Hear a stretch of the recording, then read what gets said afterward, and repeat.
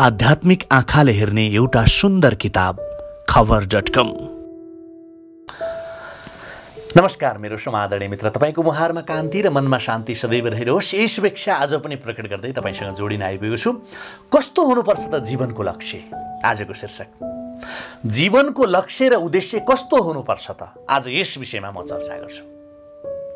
मान्छेले कुनै वस्तुका लागि सबैभन्दा बढी सङ्घर्ष गर्नुपर्नेछ भने त्यो हो आफूले निर्धारण गरेको उद्देश्य। उद्देश्य प्राप्त गर्न मनुष्यले आफूलाई पूर्ण रूपले प्रकट गर्छ। उसको सर्वोत्तम विकास पनि त्यही रूपमा प्रकट हुन्छ। उद्देश्य प्राप्तिका लागि मान्छेले हर तरहले मेहनत गरेन, उद्देश्यलाई अगाडि बढाएन भने उसको जीवन के हुन्छ? व्यर्थ साबित हुन्छ। जुन कार्यले जीवनलाई विशेष बनाउँछ र जुन कार्यले जीवनलाई शक्तिशाली बनाउँछ त्यही नै सबैभन्दा पहिलो कुरा बुझ्नुपर्ने कुरा, त्यही नै जीवनको के हो? लक्ष्य हो। के हो? जीवनको त्यही लक्ष्य हो मेरो समादरणीय मित्र। तपाईले बुझ्नुपर्ने पहिलो कुरा, जब मान्छेको शक्ति जागृत हुन्छ तब लक्ष्यका लागि संकल्प उत्पन्न हुन्छ। त्यति बेला मान्छे सर्वथा नवीन बन्छ। उसले प्रत्येक वस्तुमा दिव्यको दर्शन पाउँछ। सन्देह भए उदासीनता भयो, होइन? सन्देह, उदासीनता, दुष्ट भए लालसाले हिजोसम्म उसको बाटो छेकिरहेको थियो, जीवनलाई व्यर्थ तुल्याइरहेको थियो। ती सबै अहिले नष्ट भएका छन्। उद्देश्य जब प्राणमा सञ्चित हुन्छ प्रत्येक काम सुन्दर लाग्न थाल्छ। के लाग्न थाल्छ? प्रत्येक काम सुन्दर लाग्न थाल्छ। त्यसपछि अस्त व्यस्त मनुष्य नियम र क्रम अनुसार चल्न थाल्छ मेरो समादरणीय मित्र। विचार र कर्ममा समन्वय आउँछ, तन्द्रा भङ्ग हुन्छ र ऊ कर्मठ बन्छ। जब लक्ष्यको शक्ति जागृत हुन्छ त्यसलाई पाउन मान्छेले सङ्कल्प गर्छ। यसले व्यक्तिलाई नवीन बनाउँछ। मनमा सङ्कल्प उठ्नु अनौठ होइन। सङ्कल्पलाई कार्यमा जुट्न नदिई त्यत्तिकै नष्ट गरियो भने हाम्रो चरित्रमा यसको ठुलो असर पर्छ। योजना पूरा भएपछि मात्र मान्छेमा सहन शक्ति र साहस अझै बढ्छ। के बढ्छ? सहन शक्ति र साहस बढ्छ।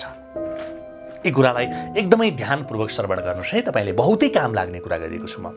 मानिसहरू कार्य पूरा गर्न सङ्कल्प त गर्छन्, तर सङ्कल्पलाई कार्यान्वयन त्यही व्यक्तिले मात्रै गर्न सक्छ जसको चरित्र दृढ छ, निश्चय छ, पक्का छ, निष्ठावान छ र आत्मविश्वासी छ। उद्देश्यको प्रेरणा भएपछि काम सहज लाग्छ।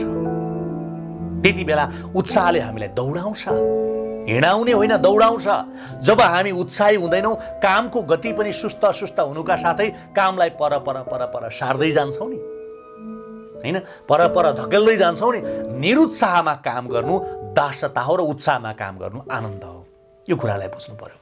निरुत्साहमा तपाईँले काम गर्नु, निरुत्साहमा अगाडि बढ्नु भनेको तपाईँको दास मनोवृत्ति हो, दासता हो, र उत्साहमा तपाईँ काम गर्नु भनेको तपाईँको आनन्द हो। ज्ञानको भोक र निरन्तर प्रयत्नले मनुष्यलाई विद्युता दिन्छ। गुणहरूको प्रधानता र संयमले मान्छेलाई सन्त बनाइदिन्छ। गौरवपूर्ण कार्यहरूको आकांक्षा र प्रयत्नले मान्छेलाई हिरो बनाउँछ। के बनाउँछ? हिरो बनाउँछ। आकांक्षा र प्रयत्नको भरमा मान्छे आफूलाई जस्तो चाह्यो त्यस्तै बनाउन सक्छ।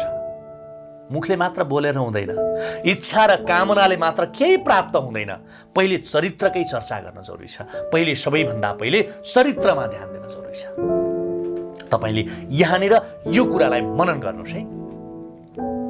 चरित्रको निर्माण सदाचार र आचरणबाट हुन्छ। आजको युगमा आफू इमानदार बन्ने र अरूलाई पनि इमानदार बन्न प्रेरणा दिने कतिजना होला? जीवन इमानदारिता र सदाचारको आदर्श प्रमाण हो। जीवन निष्कलङ्क र निर्दोष हुनुपर्छ। आफ्नो प्रसिद्धि र प्रभावको फाइदा कहिल्यै पनि उठाउनु हुँदैन। यसको कारण के हो भने हामीले पहिलेदेखि नै लक्ष्य निर्धारण गर्नुपर्छ।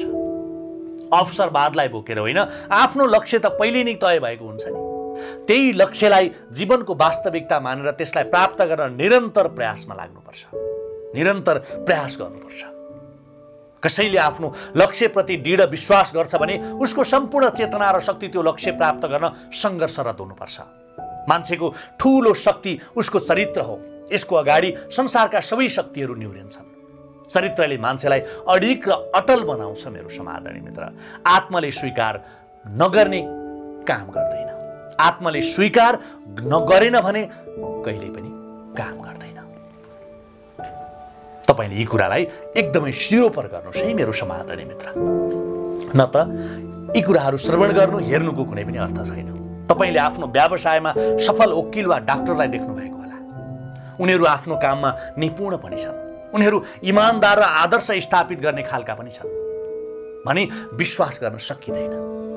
म यो कुरा फेरि दोहोऱ्याउँछु, तपाईले आफ्नो व्यवसायमा सफल वकिल वा डाक्टरलाई देख्नु भएकै होला। उनीहरू आफ्नो काममा निपुण पनि छन्, उनीहरू इमानदार र आदर्श स्थापित गर्ने खालका छन् भनी विश्वास गर्न सकिँदैन। उपदेशहरू जति पनि भेटिन्छन् तर कथनीमा स्वयं हिँड्न सक्नु बहुतै कठिन छ। आज विश्वलाई चरित्रवान व्यक्तिको आवश्यकता छ। व्यापारमा लागे पनि चरित्रलाई महत्त्व दिने होस् त्यस्तो मान्छेको जरुरत छ, त्यस्तो मान्छेको खाँचो छ।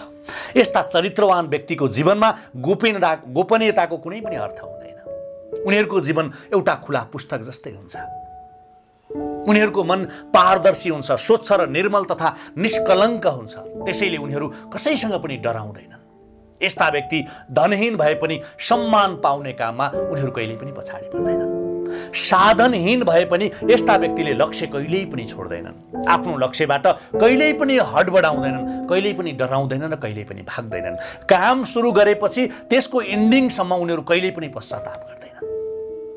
कसैले कुनै महान उद्देश्यमा लागेर चरित्रको आधारमा लोकप्रियता प्राप्त गरेको छ भने उसको निमित्त प्रचारको आवश्यकता कहिल्यै पनि पर्दैन।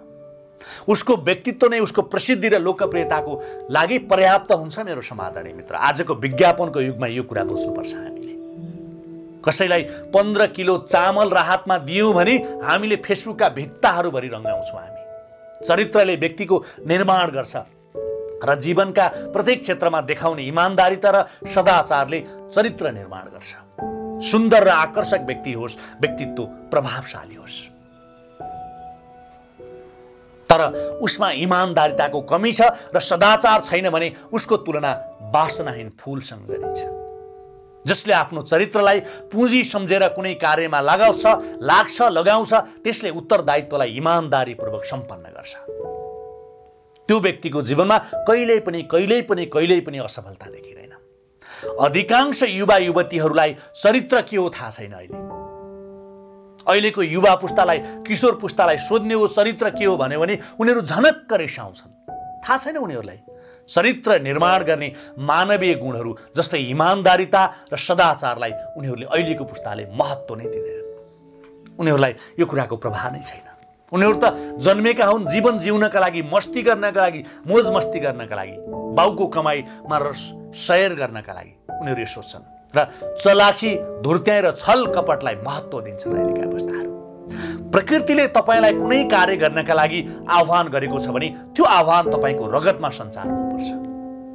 मानवीय आदर्शलाई नछोड्नुहोस्। त्यसैले इमानदारिता र आदर्श चरित्र ठुला शब्दहरू हुन्। यी शब्दका गौरव र महत्त्व कहिल्यै पनि घट्दैनन्। समय जतिसुकै परिवर्तनशील किन नहोस्, जतिसुकै समय पर 50औं शताब्दीमा किन नपुगोस्, आदर्श चरित्र यी ठुला शब्द हुन्। इमानदारिता, आदर्श र चरित्र यी शब्दहरू कहिल्यै पनि, यिनीहरूको महत्त्व र गौरव कहिल्यै पनि घट्दैन, बरु बढिरहन्छन्। आजका मनुष्य उन्नति पथमा अग्रसर छन्। उनीहरूलाई सबै कुरा थाहा छ। एउटा मात्र कुराले पनि उसको उन्नतिलाई धमिराले चाहिँ खोक्रो पार्छ, खोक्रो पारिरहेको छ, पार्दैछ, र त्यो हो चरित्र र आदर्शको कमी। अब यति बुझौँ कि मेरो समादरणीय मित्र, छल र कपटको भण्डाफोर आवश्यक छ आजको समयमा। जीवनमा सबैभन्दा ठुलो सूत्र इमानदारी हो। इतिहासमा यो शब्दको महत्त्व कहिल्यै पनि घटेको छैन। कहिल्यै घटेन यो शब्दको महत्त्व। जति आज भएको छ त्यत्तिकै महत्त्व हिजो पनि थियो र त्यत्तिकै महत्त्व भोलि पनि रहनेछ। इमानदारितालाई अँगाल्न सिक्नुहोस्, इमानदारिताका साथ अगाडि बढ्नुहोस्, इमानदारिताका साथ लाग्नुहोस्, इमानदारिताका साथ हिँड्नुहोस्। तपाईँलाई कसैले रोक्नेवाला छैन, कसैले छेक्नेवाला छैन। आफ्नो धर्मलाई इमानदारिता सम्झिनुहोस्, आफ्नो इमानदारितालाई धर्म सम्झिनुहोस्, आफ्नो कर्मलाई इमानदारिता सम्झिनुहोस्, आफ्नो इमानदारितालाई कर्म सम्झिनुहोस्। तपाईँ कहिल्यै पनि पछाडि फर्केर हेर्न पर्दैन। आजको सन्दर्भ यही सकिन्छ। तपाईँलाई कस्तो लाग्यो? तपाईको जीवनमा आजको यो विषयवस्तु सहितको भिडियोले केही न केही परिवर्तन ल्याउनेछ भन्ने आत्मविश्वास मैले बोकेर तयार पारेको हुँ। तपाईलाई कस्तो लाग्यो तपाईबाट प्रतिक्रियाको आशा राख्छु म। सँगै तपाईलाई यो भिडियो मन पर्यो भने मेरो च्यानललाई सब्स्क्राइब गर्न नबिर्सनु होला। छुट्ने अनुमति पाऊँ। जय होस्। आध्यात्मिक आँखाले हेर्ने एउटा सुन्दर किताब खबर.com।